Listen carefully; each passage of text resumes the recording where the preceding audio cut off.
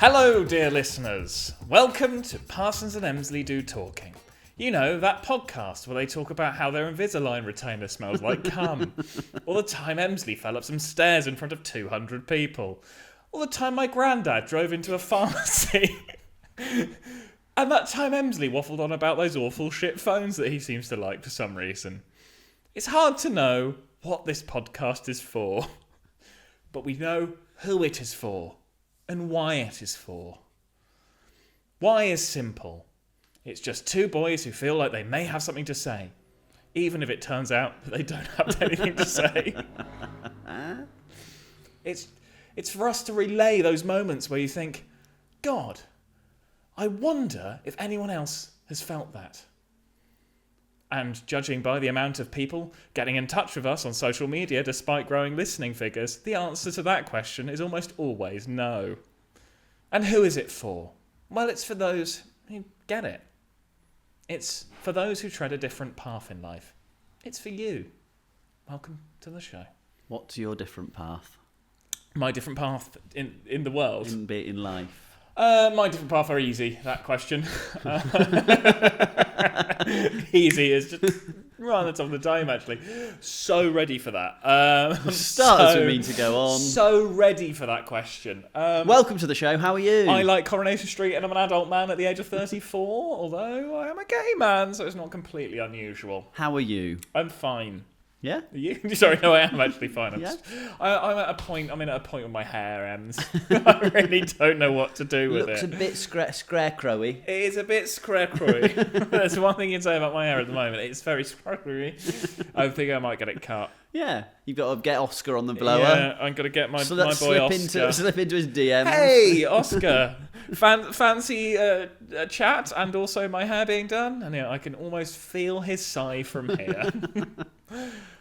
What does he want now? Yeah, I'm not sure about the length. You've always been a hair. You like to try different things. At one point, you were like a Bond villain for a bit. I did, yeah, a bit slick back, Bond villain, and then my hair got too long to do that, and now I'm like at hat level. When you're the safety of the hat. You're in nether zone. I'm in the safety of the hat zone. Yeah. So I need to get out of the hat zone and into the know what you're doing with the hair.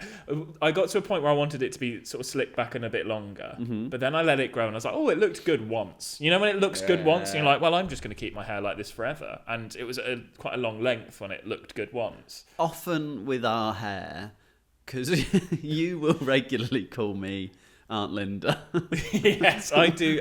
There is a point in time where our hair goes a bit aunty. I'm saying ours because mine definitely got to a Debbie vibe. Yeah. Mine's got to Aunt Debbie. Mine goes a bit Aunt Linda. And I go a bit Aunt Debbie. And you sort of look at me and you go, maybe time to... I think I'm at that stage where it's maybe time to have a deviation from the Aunt Linda aesthetic. So apart from the hair, good? Yeah, generally, health is good, life is good. Got a weird mark on my face that doesn't seem to be going. Probably talk to a GP about that rather than the podcast. This one? Yeah, no, there's one there. Oh, I'm great. Sort of like cold sore-esque, and I'm like, well, it can't be an STD because you've got to have sex for that. So I was like, oh, it'd be just my luck if I get STD without having sex. I don't even get the pleasure of sex to get an STD. It would just be a cold sore, won't it? Yeah, probably. But my friend, I've been putting some cream on it that I have from other issues because I don't know if you have this. Probably not, judging by your face. So I went to London, my skin became shit, and I was talking to my friend last week about this, and he was like, "Yeah, it's the water. It's the water's fault." Is it the water's fault, Ems? I don't know. Can I blame the water? It sounds very 5G maths. No, it really does. Doesn't it sound like two boys from the West Country going, like, since I moved here, my skin's been bloody awful. I think hard water? Can we say hard water? Ice. I probably shouldn't be showering in ice. More likely, it's the mouldy flat you lived in. Yeah. Not now. Not now, I should say. Lovely flat now. Lovely flat now, but you did live in a mouldy flat for, 3 years? Yeah, give or take. I would say that potentially might have contributed. I don't know about the water. I've got no strong feelings. Yeah, well, there we go. What a great start. Just based on, do you remember when I said, is it this? And you went, no. My friend once went to the doctor's and he went in with tonsillitis and he walked in and the doctor went, you here for acne?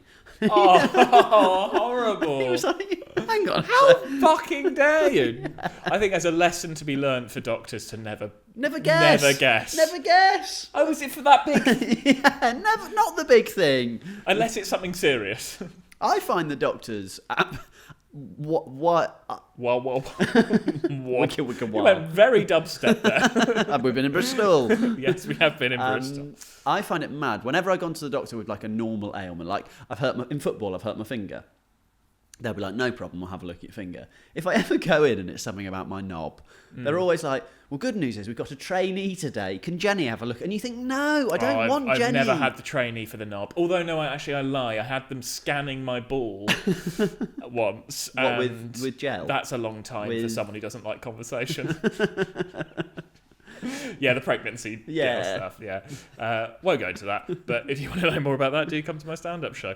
You're going to have a boy. Yeah, that's great. That's great. Shake my hand.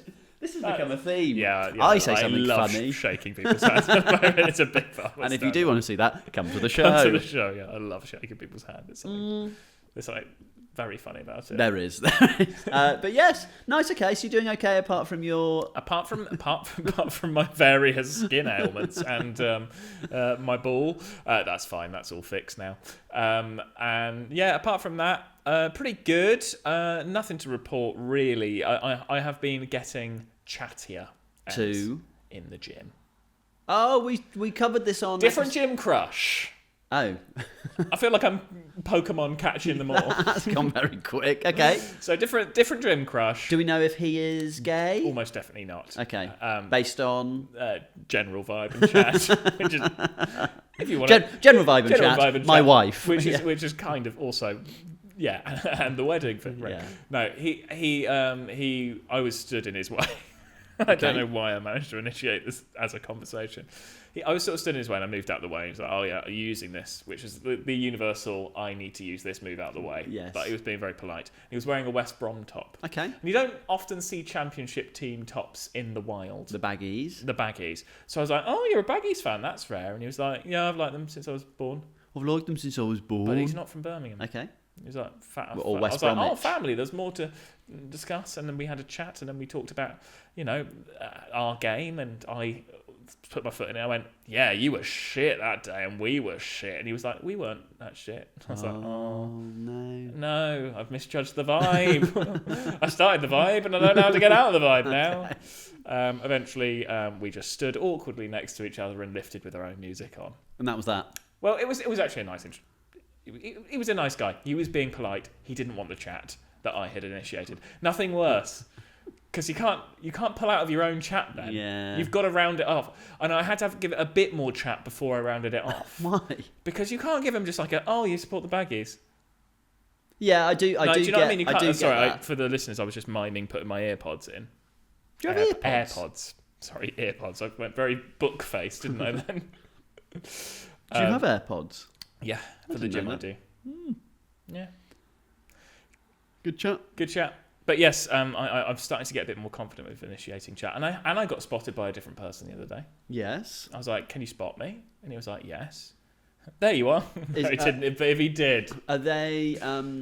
same thing. Will they become regulars? No. Are they people who you're like, we'll do this again? But if I see them around and you've already, I spotted someone else once way back when, and whenever I'm around, I'm like, and I see he's got some heavyweight. I'm like, do you need help? Do you need help?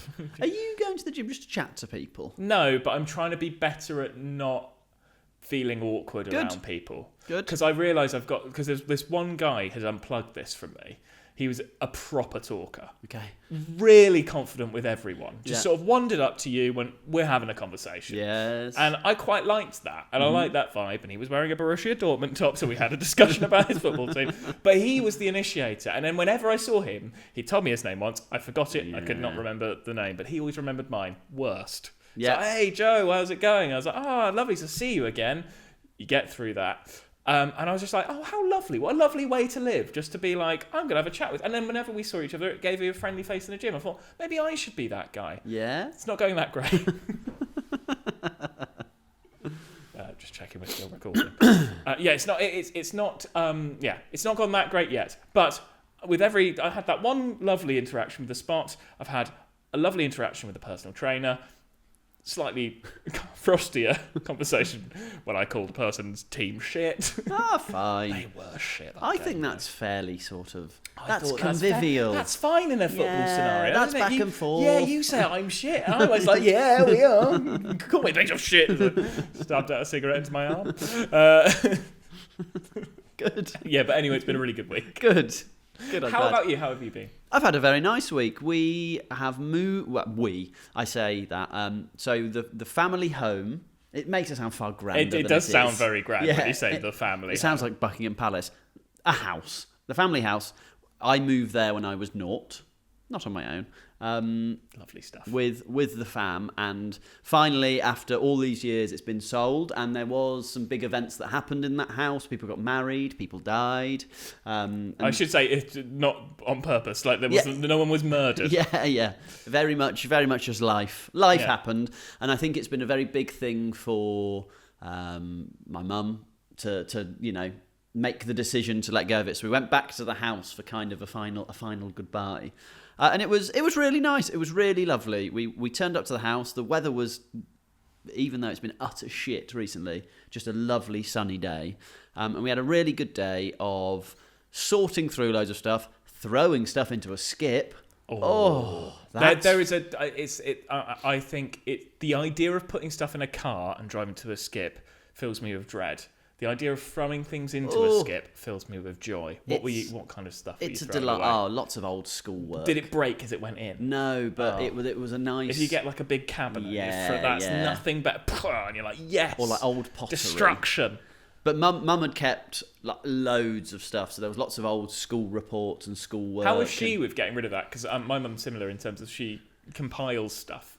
She let us make our own decision on our own bits and bobs. I think she probably thought I was less... I bet you're not keeping older stuff. Yeah, I think... You have no emotional attachment. I think she thought I'd be more sentimental. There are a few bits and bobs that I kept. Some dog shit drawings from when I was a kid that were really funny. That's useful comedy when you run out of material.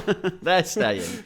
And there's a little bits and bobs that have stayed, but mostly I was like, I don't need my school report from... Year 7 through to year 13. Unless it said something funny. They didn't. They all just said I was a nice guy. A few of them said he chats a lot in class. Yes. Really? I never had you down as slightly disruptive. Not as disruptive. Just he's a chatter. And yes I was. In the skip. In the skip, yes, I was. But no, that was really nice. I think the thing that really interested me about it, and I don't necessarily know if there's anything funny in it, but I think it's a very nice thing to talk about, is because of films, you're used to... So basically, we arrived, and I had a shower when I got there, and I came out of the shower, got changed, went downstairs, and I went, I've had my last shower in the house. As like a joke. Yeah. And to test the waters, see how people are with it. Are people going to take that? Is that actually, stop being a dick, you've got the vibe wrong. We care about this. Stop being an arsehole. Exactly. Good vibes all round. Everyone was happy with that. And then films teach you that you have like moments, right? Within films, you have these lovely, beautiful... perfect moments of like resolution and things finishing.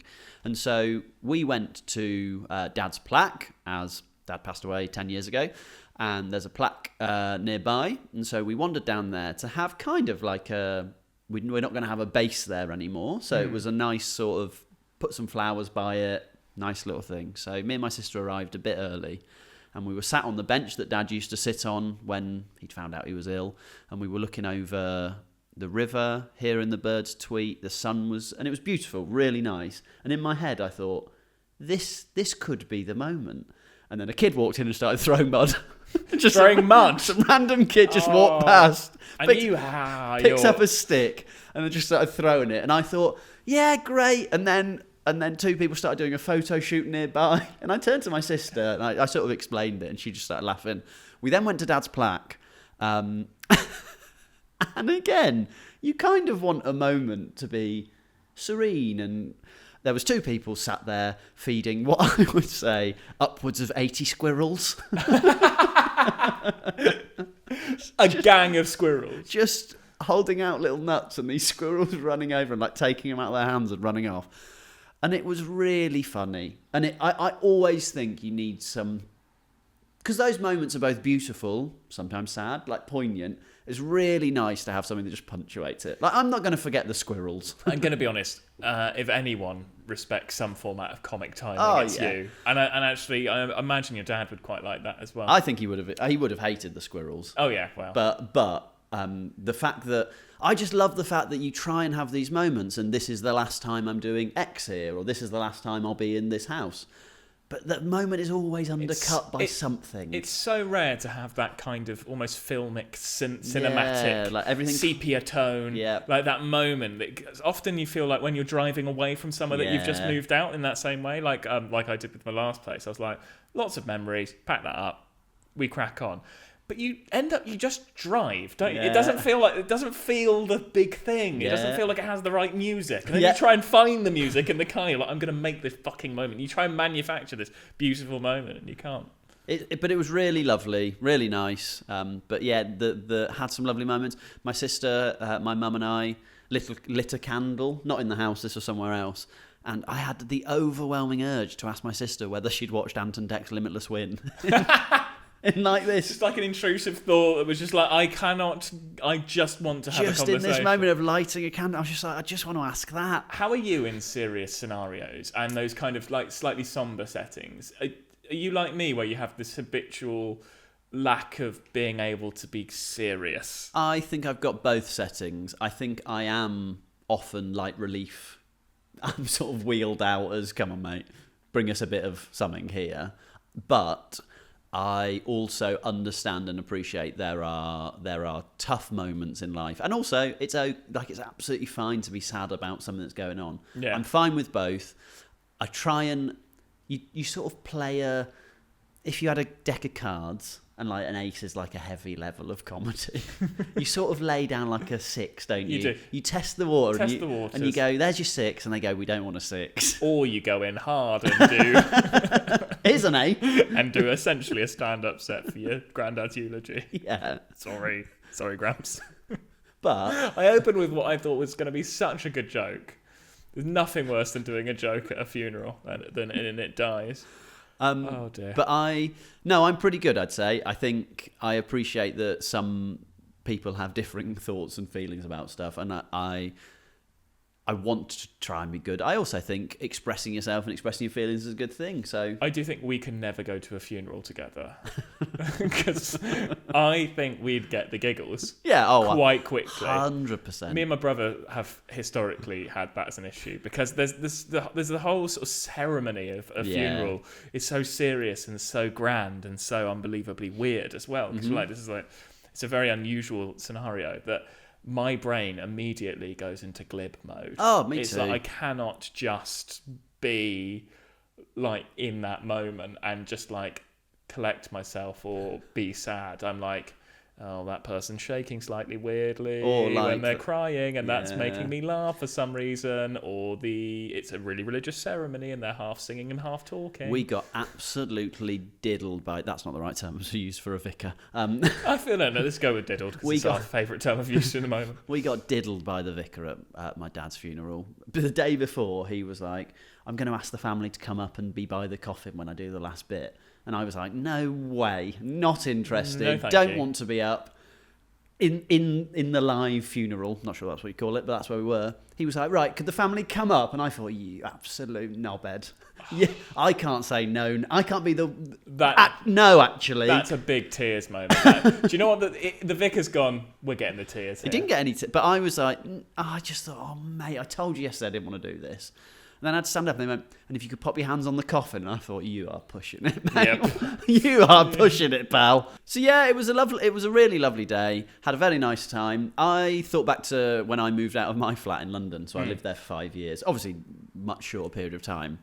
My sister said, because she was like, what did it feel like moving out of your flat? And I was by the end of it, I was so done with moving stuff. Freedom. That I was like... Of moving. I shut the door. I did not think about it again. That's the other thing. When you are actually... Because you've had a bit of time away from that house anyway. So it's slightly more poignant, I suppose. But most people are just stressed moving. Yes. So they don't even have that moment to feel like, goodbye room, walking into each room like, see you later. Thanks for your service. Thanks for your service room. Thanks for being the coldest room I've ever lived in. And I complained to my dad every single time it was freezing, and he'd be like, "It's not." He took off the wallpaper, and there was a hole in the wall. Oh, yeah, nice. Yeah. extra. You won't get a mouldy room that way, maybe, probably. And then he went, "Yeah, no, that room probably was quite cold." And I went, Yeah, well, it was for years. Also, had a lot of fun destroying. This sound comes across bad early on. Great, my favourite. Destroying hard drives. It does sound, to be fair, there's not a worse sentence there. But there was lots of old PCs and laptops. Because what the fuck do you do with an old laptop? You always think, I could pay one of those services that claim that they'd get rid of it. And you think, do they get rid of it? Or do they just keep it and then use it as some format of ammunition later on down the line? So I spent my time with like old we're talking like the original laptops, Nokia 3310-esque laptops that my dad would use in his work. I can't imagine I couldn't turn them on to see if there's any like documents on them or anything. Didn't have the chargers, didn't have anything, but I just thought. So you got to destroy them. I got to unscrew them, take out the hard drive, and then sort of very gently. Yeah, I can't imagine you throwing at anything into. So the hard drive, it says use a strong magnet on it. So I did a magnet, and then I've never had to do that. And then I got a drill and I drilled through bits of it. That's supposed to help. And then I got a hammer and sort of hammered away at it as well. Quite.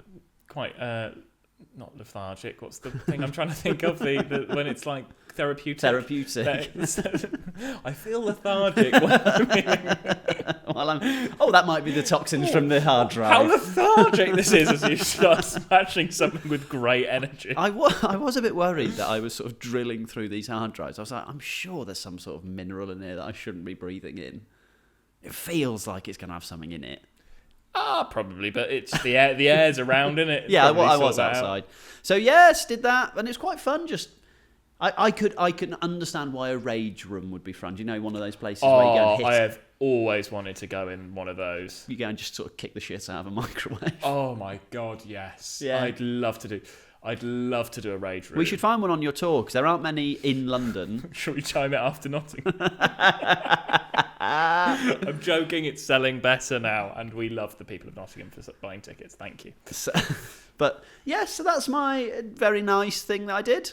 Do you know what? It's nice to have a poignant conversation about something. Now, have one show gear change coming up. One thing that I did find, we found a hard drive that is very much going to be kept because it had all of the family photos on.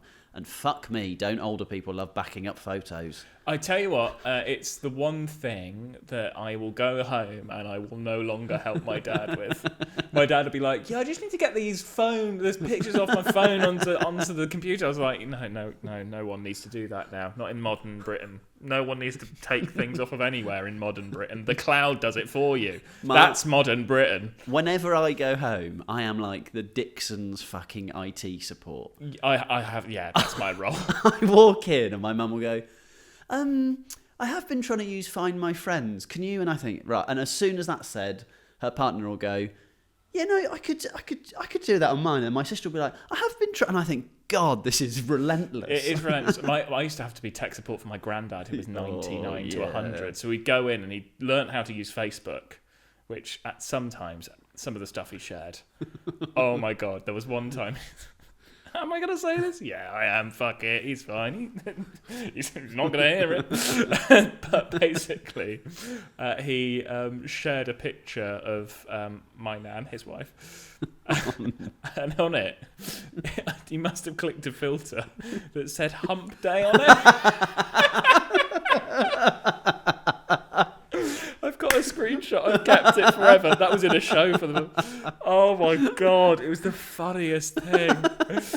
And then he once shared a link by accident that said, this is why moustaches are so out of fashion. And it was like, sir. I was like, I love a 100-year-old man. Just saying, this is why... hump day. Oh, God, hump day stays long in the memory as a thing to put over your wife. And a picture of your dead wife. So so bleak. Sorry, Oh dear. so funny. So but yeah, tech good. support. Those were the days. So anyway, on this hard drive, there was thousands of the same photos. You know when you're like, Yeah. no, you've backed it up. And there's like, backup 1, backup 2, all the same. But one of them was my prom from when I was 16. And I wore a white tuxedo to my prom. So we are going to be talking about fashion faux pas. I did say to my mum, I went, Mum, why? I went, why didn't you say no? And Mum was like, well, Did you have a black shirt? No. White shirt as well? Yeah. You went white. I think trousers might have been black, but I couldn't see them. Oh, you've got to fully commit if you're going white. But it was... I think I'd seen Usher No. in the Let It You Burn... cannot say that Usher inspired your prom dress. I think Suit. I'd seen Usher in the Let It Burn video in a white suit or something. And I thought, you know what will really vamp up my 16-year-old prom? Me in a white suit. So fashion faux pas, I've got another one in my head that I remember. I've not got any photos of it. It's more of a you got that in early. There will be no photos on social media to prove. I can put a photo of the tux on, but your fashion faux pas, and then we'll come back to my, which is more of a faux pas / it's a school disco again. I'd say almost from the age of 13 to 27 was one relatively large fashion faux pas. Sure. Because when I was younger, I was in bands and very into the sort of that look. And you look back at that look now and you're like, that looks so spiky hair and sort of like but like long spiky hair, Panic at big the Disco, fringe going big fringe. on, something happening at the back. Yeah. I'm going to be honest, never knew how to colour match at that age. Personally loved design, no idea how to dress. So I really like tight jeans, awful, or some of the worst clothing. Honestly, I look back at pictures of myself and go, what were you thinking? Yeah, but Look so funny.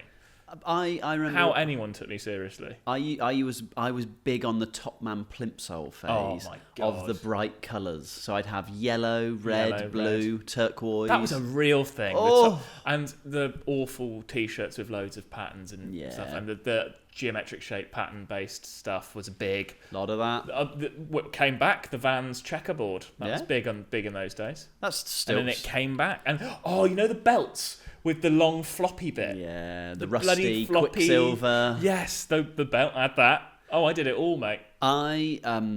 So in a similar vein to that, maybe a bit more Flares? a bit more skatery than you, potentially. Yeah, a bit I more... was a bit more trying to be bands. Like, I was looking at things that I was like the Strokes, that kind of vibe. The Strokes.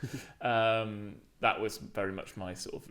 My fashion was influenced by music, I think. Sure. Mine was a little bit more skatery, so I'd have skate shoes. I remember going to a school disco, I think when I was in year 7, and I was wearing black and yellow skate shoes. They were cool, but they were the big, beefy shoes.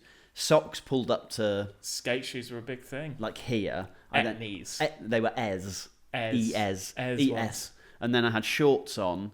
And then I had... Pulled up socks, though. That's still... I think I had like a tank top on. A tank top? And then... I mean, I don't mind a tank top. I can never imagine you in one. We were driven in a convertible.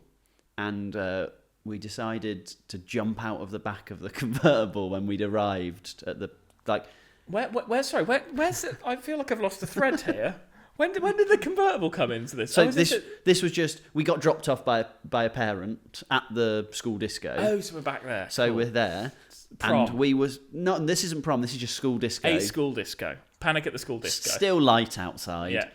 Driven up. And we decided it'd be really cool to jump over the edge of the convertible to sort of like arrive. And did you? Yeah, I think I rolled my ankle. Oh. And then went in and I had a nosebleed. So that was that finished. But that was a real fashion faux pas. Nothing cooler than a nosebleed, man. Oh, man. I look back at some of the stuff I wore. Even like 4 years ago, I'll look back at some of the stuff I wore and go, oh, get more into your clothes. Although now I'm more into it, but even then I will look back at this and I'll probably go, You'll go with the hat. The hat? The hat. Do you like the hat, did you? The sad hat. Sad hat covering the big hair. Great look, man. I think everything moves on. Like, everything moves on and you go, fine, that all changes. But looking back at some stuff, fuck Looking me. back the way we first met. Looking back on where we first met. How can I escape when I cannot forget? Baby, you're the one. No, we're not finishing You it. can turn me on. You can make me whole again. There we go. So that was Mad Fashion. Mad fashion. That was Mad Fashion, our new segment, everyone. Mad Fashion. No, I was in bands a lot when I was younger, so the fashion was mad. But I'm interested. I've got a claim to fame. Sure. Have you got any claim to fame? I've got a couple. I've got Reveal a couple. One, I was on Tots TV when I was younger. Love that. I was running across a playground and this camera swooped and saw me running. So that was one of them. The second one was the Olympic athlete Andrew Pozzi. He is now an Olympic athlete. I believe world or indoor champion for running. I, at school, would regularly beat him in every race. Don't think you'll be doing that now. No. He carried on. I feel like this is a throwdown to Pozzi. If you're listening, Pozzi, come and race Emslie. We'll film it. I'd love to watch that. Can you imagine? I would love to watch that. I don't think I could jump over a hurdle. Is he hurdless? He's a hurdler, but he'll also do. He's also going to be high. quick. Well, obviously. Yeah. Are you actually thinking about I'd give him a race. Pozzi? Imagine. Come on. Can you imagine if he was one of our listeners? It would be mad. Yeah. Oh. So that's my claim to fame. But he carried on and excelled, and I hated running. I hated the stress of it. I didn't need it. The reason you gave up really baffles me, though. Yes, I know. Because you were scared of the gun. Not scared of it. I didn't like the waiting for the gun, so I just sort of sacked it off. Thought, instead of working through that, I'm just going to give up the sport. Well, I just thought I don't need it. I'm a kid. You had so much perspective as a young child. Well, I'm a child. I don't need. I would never think the words "I'm a child" because when you're a child, you just want to be older. I don't need any stress in my life, and this is stressful. I'm a kid. I want. And to this day, listeners, he is still trying to remove stress from his life. Yeah, But he exactly. still hasn't quite been able to shake me yet. What about your claim to fame then? So when I was saying I was in bands, I was on Radio 1 on the Annie Mac show. Were you on the Yes. Get Ready for the Weekend? Whoop. No, we were in a sort of competition of who's the best band. And you were in. We lost by 1% to what I would describe as an absolute travesty of a decision. But they played a bit of our band. Well, they played one of our songs. They played the other person's song, and then they battled, and we. When was this? Really lost. When I was about 16. That's about that again, I reckon. Yeah. 15, 16. Okay. So that's my... Anything come from that? No, but bragging rights. Bragging rights. And then I was... and as if by poetry, I was played on BBC Radio Wales for when I released my last album. Yes, that was when you paid that PR. Yes, and they got me BBC Radio Wales, and I was very grateful. And they were like, "Are you from Wales?" I was like, "I reckon I could blag it." like Charlotte Charlotte from the Traitors. So I put on my best Valiant accent. It's such a niche. It's so niche, but I don't care because in 3 weeks' time, I wonder if that's still going to be relevant. It won't be. It won't be. But yeah, well, that's fun. Bit of claim to fame chat. Bit of a claim to fame. Well, hopefully this podcast will become famous. No, I don't know. I don't want it to be. I'm happy with I am happy with this just being something where people can learn more about us. I'm the same and as well. Join us every week if they want. I'm exactly the same. I don't want people to think, I can't miss an episode, because if we're being honest, you really can. There is no running thread. Oh, there's not a thread. Any of this. You're not going to miss out on anything. The thread is the tour. The tour, which we haven't spoken about in this episode. The thread is the tour is the thread. And I'm going to keep it that way. But as this has gone out, there's a few left. Sorry, I clicked my fingers there. What horrible thing to have done. But near the mic. No, there are a few left tour dates. Just check www.josephparsons.co.uk. So anyway... /store. Anyway, lovely to have had you all. What a weird thing to say. Start again. I did so Do well. that again. I did so well on the last one. Yeah. Lovely to have been here. Thank you very much for To have listening. been here. Oh, shut the fuck up. I'll do it. Listeners, it's been lovely to have you with us today. That's all right, isn't it? Yeah. And I hope you have a wonderful rest of your week and weekend.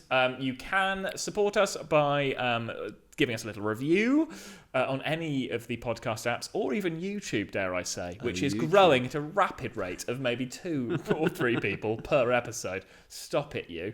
But if you are watching, thank you. Do spread the word. If you want to get in touch, do that on Instagram at Parsons and Emslie. We'd love to hear from you. If you have anything relevant to say or irrelevant to say, we'd love to sort of respond. So if you have any questions, do send those through. But apart from that, I think that's pretty much it, isn't it? Always a pleasure. It is. It is always a pleasure and never a chore. So Be good to yourself. All right. All right. Love you, bye.